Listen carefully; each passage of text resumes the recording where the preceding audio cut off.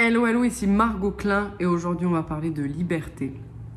Et surtout on va voir comment retrouver ta liberté concrètement. Qu'est-ce que c'est la liberté? Comment tu peux vraiment reprendre ta liberté, la retrouver et kiffer cette liberté. Bon, je fais cette vidéo dans le climat actuel, tu connais, je ne vais pas répéter. Beaucoup d'humains se sentent privés de liberté, ce que je peux comprendre.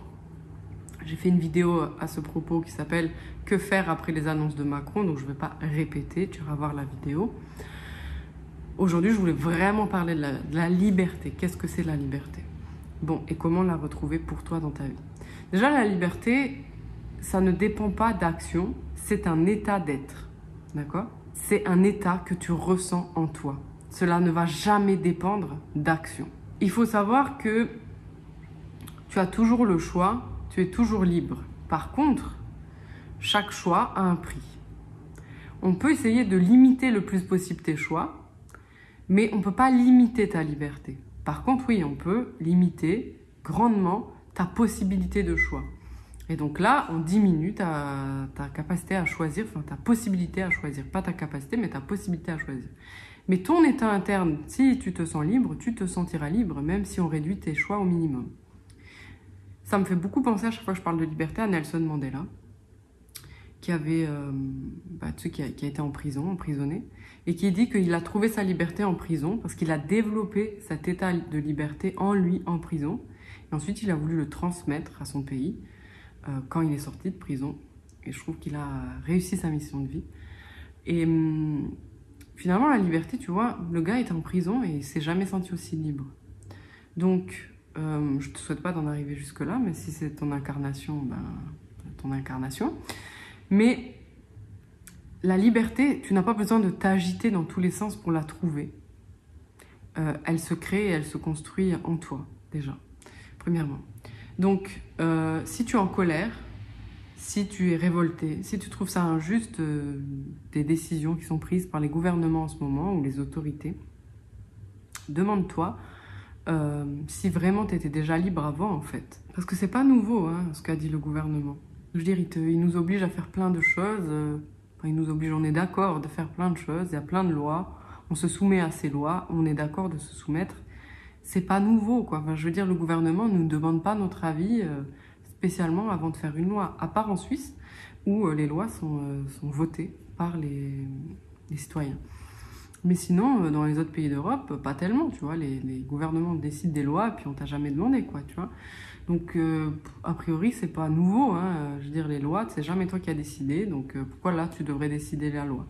C'est juste que là, ça va tellement loin que tu te rends compte qu'en fait, tu n'as jamais été libre à l'extérieur et que la seule liberté que tu peux avoir, elle est à l'intérieur.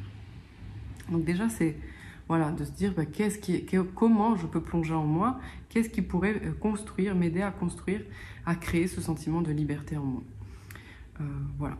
Après, dans la matière, il y a des choses qui se passent, c'est-à-dire que si tu ne te fais pas vacciner, par exemple, tu vas perdre ton travail pour certaines professions. Si tu ne te fais pas vacciner, tu ne pourras plus aller au restaurant, au cinéma, en boîte de nuit, dans les lieux publics, en gros.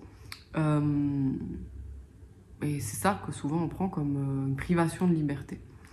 Moi, j'aimerais juste t'amener une réflexion, et puis regarde ce que ça suscite comme émotion.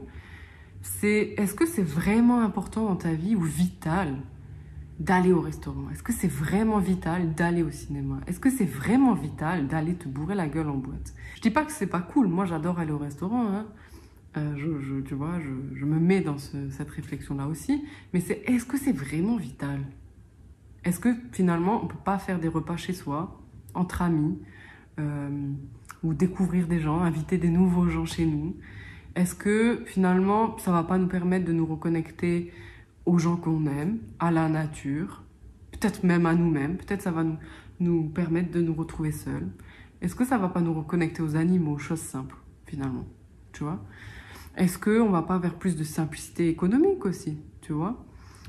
Si on sort moins, tu as moins besoin d'acheter d'habits. Si on sort moins, on a moins besoin de voiture, tu vois? Je me demande. Est-ce que c'est vraiment si grave que ça si on ne peut plus aller dans les lieux publics? Est-ce que c'est vraiment si grave? Donc c'est la réflexion que je voulais t'amener. Oui, je vois les dérives que tu peux percevoir derrière, Je sais, est-ce que tu vois, les élections en France vont avoir lieu en 2022? Est-ce qu'elles vont être réservées aux gens qui seront vaccinés? C'est très intéressant. Je me demande vraiment si les élections vont avoir lieu en France et dans quelles conditions elles vont avoir lieu. Je vois les dérives, tu vois. Mais finalement, toi, tu peux simplement choisir de ne pas participer à ces dérives-là. Tu peux choisir de créer ce que tu veux dans ta réalité à toi et d'expérimenter ce que tu veux. Ok, bah, peut-être que toi, tu vas pas te faire vacciner. Bah, là, le prix à payer, c'est de ne plus aller au restaurant, au cinéma, en boîte de nuit. Et si tu es ok de te faire vacciner, eh ben, c'est cool, tu continueras comme avant. Et le prix à payer, c'est peut-être un petit peu mal au bras quand tu te fais vacciner et un peu d'incertitude sur le contenu du vaccin et une méconnaissance ou ignorance des effets secondaires. Bon, voilà. Donc il y a du prix à payer des deux côtés, il n'y en a pas un qui est mieux que l'autre, ça dépend chacun. Donc chacun va choisir, va faire ses choix en fonction du prix à payer. Et c'est ça la liberté. La liberté, elle est quand tu fais tes choix pour toi-même et que tu respectes les choix des autres. Parce que vraiment, dérespecter les choix des autres, ça ajoute de la violence. Et critiquer le système, te rebeller, mettre de la violence dans les discours, mettre de la colère dans les discours, ça fait que c'est exactement ce que veut le système. C'est-à-dire que tu reproduis une oppression systémique, tu reproduis une violence systémique. Donc, c'est ok, c'est juste qu'il faut l'avoir en conscience. Donc moi, personnellement, c'est pas ça que j'ai envie de créer. Et lutter contre le système, c'est renforcer le système. Ça, je l'ai toujours dit, et c'est pas moi qui l'ai inventé. Hein.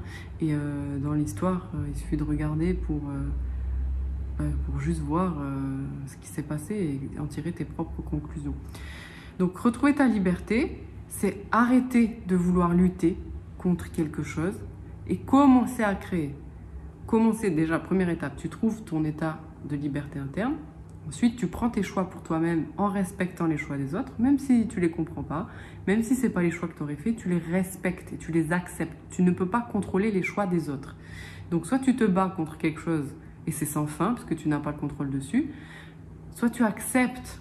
Et une fois qu'on a accepté, on peut créer. Parce que tant que tu n'acceptes pas, tant que tu veux te rebeller, tant que tu veux contrôler le choix de l'autre, eh ben, tu détruis, tu cherches à détruire. Et tu cherches à détruire l'autre. Tu cherches à faire taire l'autre. Tu cherches à tuer l'autre qui prend une décision qui n'est pas OK pour toi. Mais l'autre, God l'a créé comme toi, hein, l'univers, tu appelles ça comme tu veux. L'autre est aussi génial que toi. C'est juste que là, vous n'avez pas la même vision. Voilà. Donc, tu n'as pas le contrôle sur sa vision. Tu peux juste accepter sa décision, son choix, et toi, prendre le choix. Et une fois que tu fais ça, bah, tu peux créer, parce que tu peux acter ton choix, et tu peux faire ce que tu as envie. Donc, quitter le pays, venir en Suisse, je sais pas moi, refuser d'aller dans les lieux publics, ou aller dans les lieux publics. Voilà, bref, tu fais les choix, et chaque choix a un prix, c'est comme ça. Donc, ne pas faire de choix a aussi un prix. Donc voilà, retrouver la liberté, c'est comme ça que tu vas réussir en 3 étapes.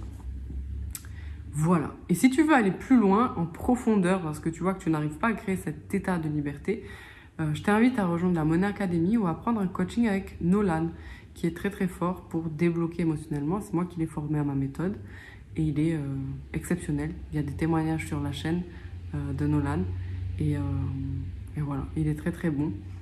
Et je suis très très fière de l'avoir formé. Donc si tu veux te débloquer en privé, c'est avec lui. Et si tu veux être en groupe, c'est dans la Money Academy. Je fais plein de bisous. Partage-moi en commentaire ce que ça a évoqué, ce que ça a fait en toi cette vidéo. Et puis peut-être partage-la à quelqu'un. Ça aidera peut-être. Je te fais plein de bisous et je te dis à très très vite.